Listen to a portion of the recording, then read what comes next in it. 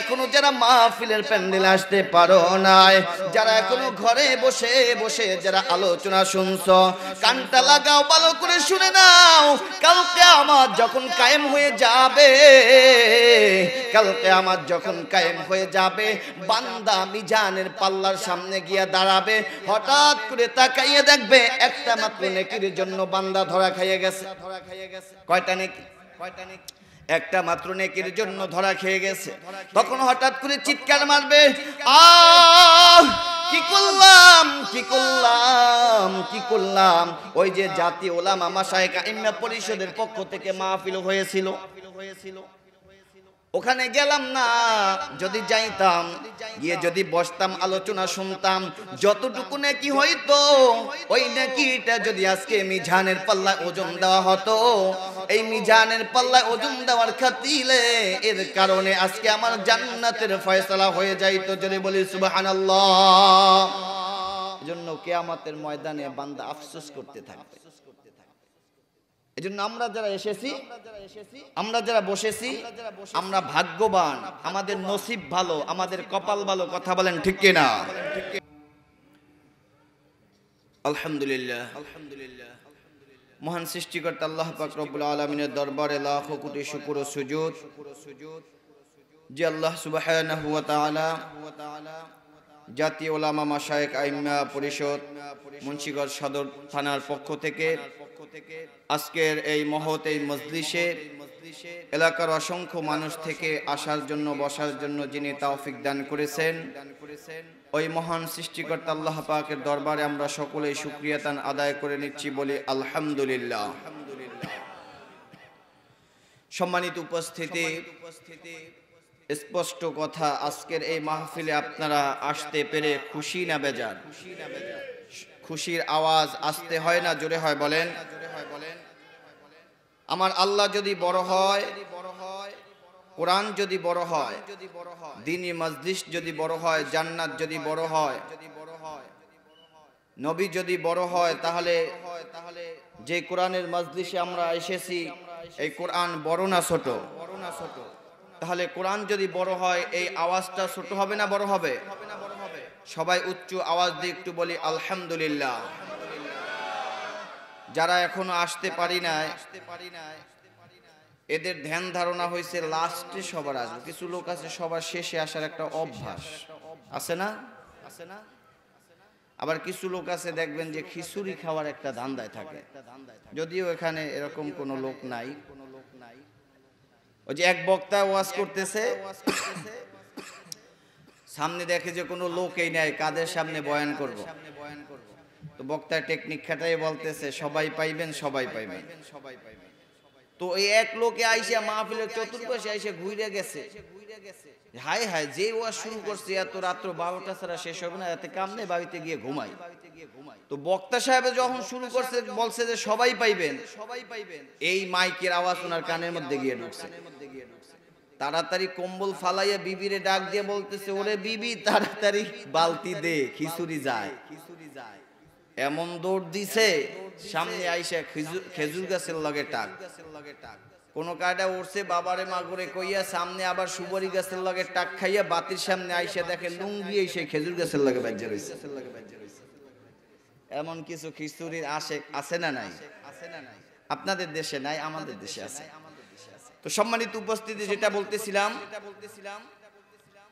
আমরা আজকে যারা এখানে এসেছি, বসেছি, কাকে খুশি করার জন্য? একটু আওয়াজ দিয়ে বলেন আল্লাহকে। এখানে আসলে লাভ কি, উপকার কি? বিশ্বনবী বলেছেন, লা ইয়াকউদু কওমুন ইয়াযকুরুনাল্লাহ ইল্লা হাফাতুহুমুল মালাইকা ওয়া গাশিয়াতুহুমুর রাহমা ওয়া নাযালাত আলাইহিমুস সাকিনা। সরকারি দু আলম নবী বিশ্ব নবী বলেছেন, কোন দুনিয়ার কোথাও যদি কোরআনের আলোচনা করা হয়, হাদিসের আলোচনা করা হয়, ওই জায়গাটা জান্নাতের বাগান হয়ে যায়।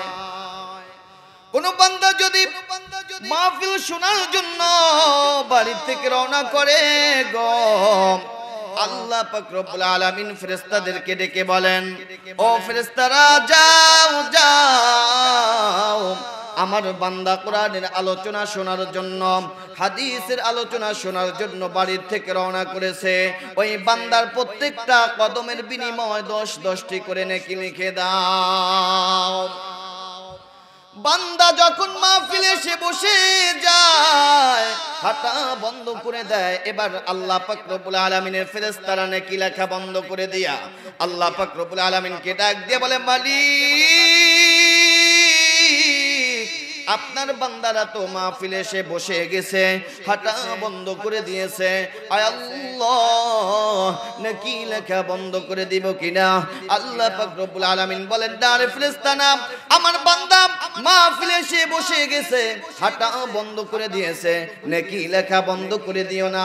বক্তার কথা শোনার পর আমার বান্দা যখন মাঝে মধ্যে সুবহানাল্লাহ আলহামদুলিল্লাহর আওয়াজ দিবে গো, ওই বান্দার প্রত্যেকটা শ্বাস প্রশ্বাসের বিনিময় 10-10টি করে নেকি লিখে দাও।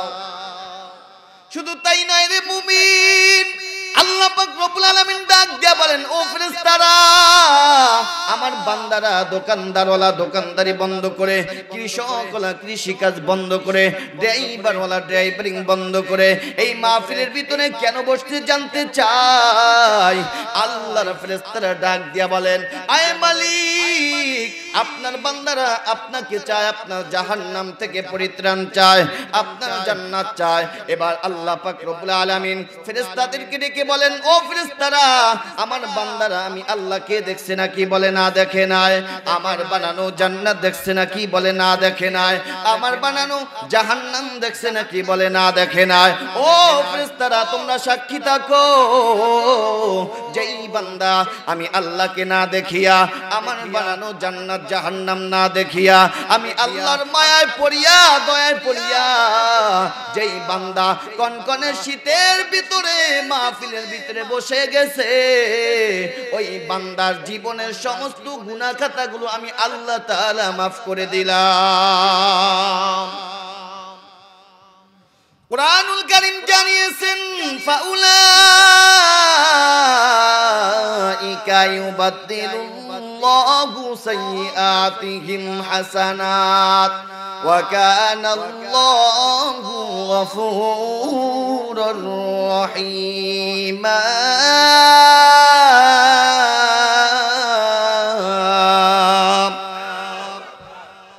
আল্লাহ বলেন, ইউবাদদালা ইউবাদদিলু তাবদিলা।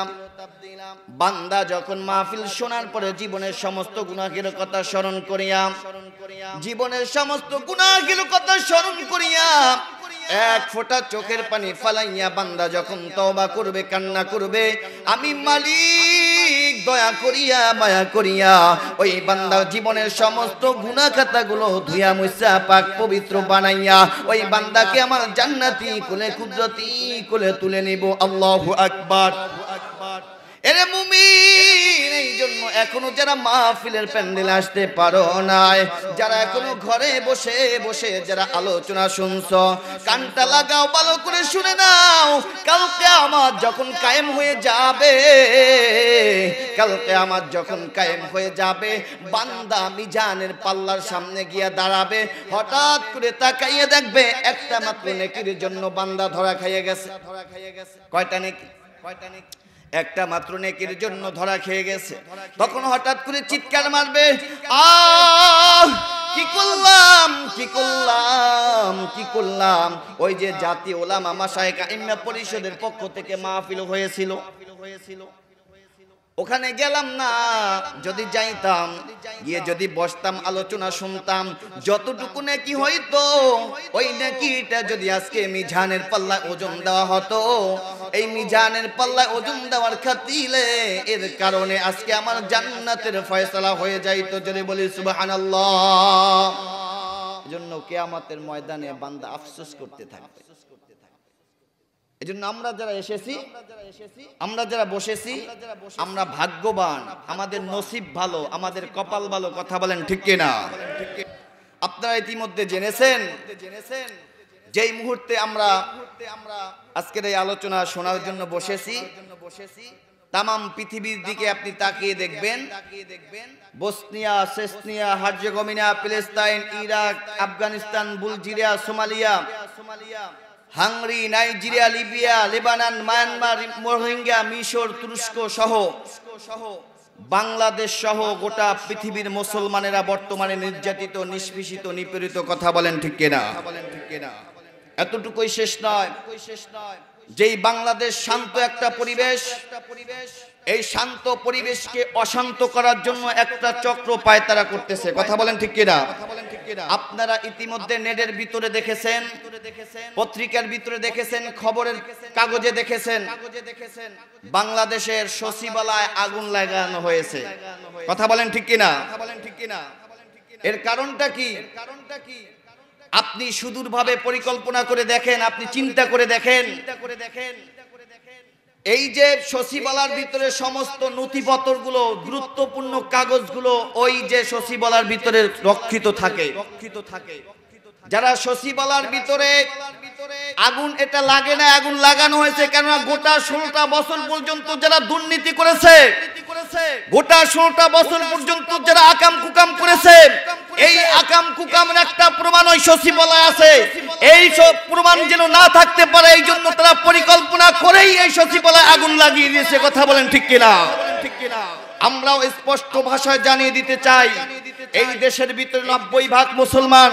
স্থিতিশীল দেশকে যারা অস্থিতিশীল করতে চাও, যারা শান্ত পরিবেশকে অশান্ত করতে চাও, এই দেশ মুসলমানের দেশ।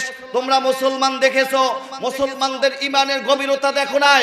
তোমরা সিংহ দেখেছো, সিংহর গর্জন দেখো নাই। আমরা মুসলমান প্রয়োজন হলে এক মুসলমান অপর মুসলমানের জন্য জীবনের তাজা রক্ত বিলীন করে দিতে রাজি আছি, তারপরে কোনো বাতিল শক্তির কাছে মাথা নত করতে রাজি নাই। কথা বলেন ঠিক কিনা?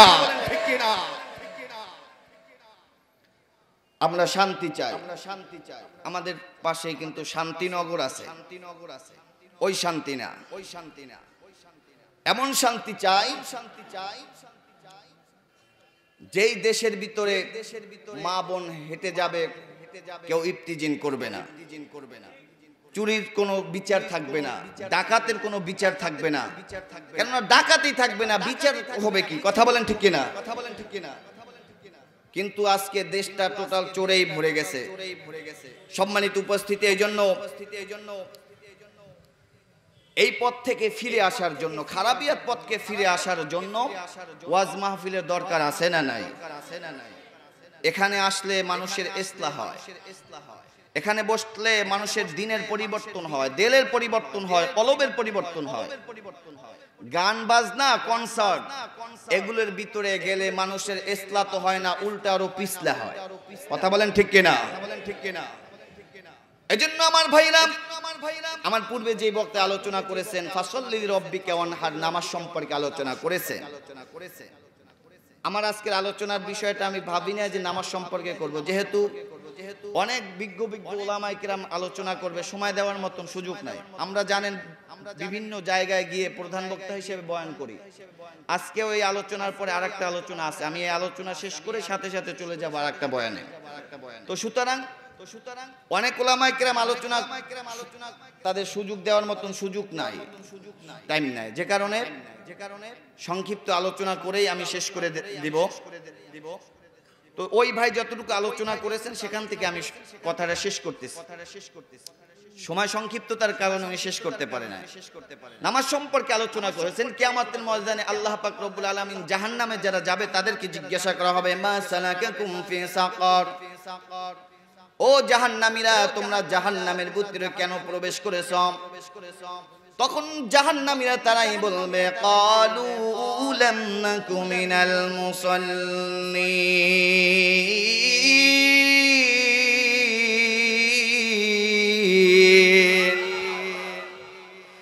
জাহান্নামীরা তখন বলবে, আজকে আমার জাহান্নামের ভিতরে প্রবেশ করার এক নাম্বার কারণ হচ্ছে দুনিয়াতে আমরা নামাজি ছিলাম না, নামাজ পড়তাম না। এখন আপনাদের কাছে আমার প্রশ্ন, বলেন জাহান্নামে যাওয়ার এক নাম্বার কারণ কি? নামাজ না পড়া। এরে মুমিন, আল্লাহ পাক রব্বুল আলামিন পৃথিবীতে যত নবী দুনিয়াতে এসেছে সমস্ত নবীদের উপরে নামাজ ফরজ করেছেন। পয়গম্বর মুসা আলাইহিস সালাতু ওয়াস সালামের উপরে সর্বপ্রথম যখন আয়াত নাজিল হয়, ইন্নানি আনাল্লাহু লা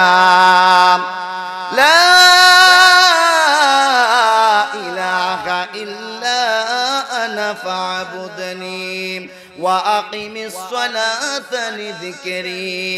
পয়গম্বর মুসা নবীর উপরে সর্বপ্রথম যে আয়াত নাজিল হয়, আল্লাহ পাক রব্বুল আলামিন বলেছেন ওয়া আকিমিস সালাতা লিযিকরি, বান্দা আমার শরণার্থে নামাজকে কায়েম করো। তাহলে কার শরণার্থে নামাজকে কায়েম করতে হবে? কয় ওয়াক্ত? সবাই বলেন, আরো জোরে। আল্লাহ তাআলা বান্দাকে জানিয়েছেন, কোন মুমিন যদি 5 ওয়াক্ত নামাজ আমাকে খুশি করার জন্য আদায় করে গো, আমি আল্লাহ পাক রব্বুল আলামিন ওই বান্দার আমলনামায় 50 ওয়াক্ত নামাজের সওয়াব দান করে দিব।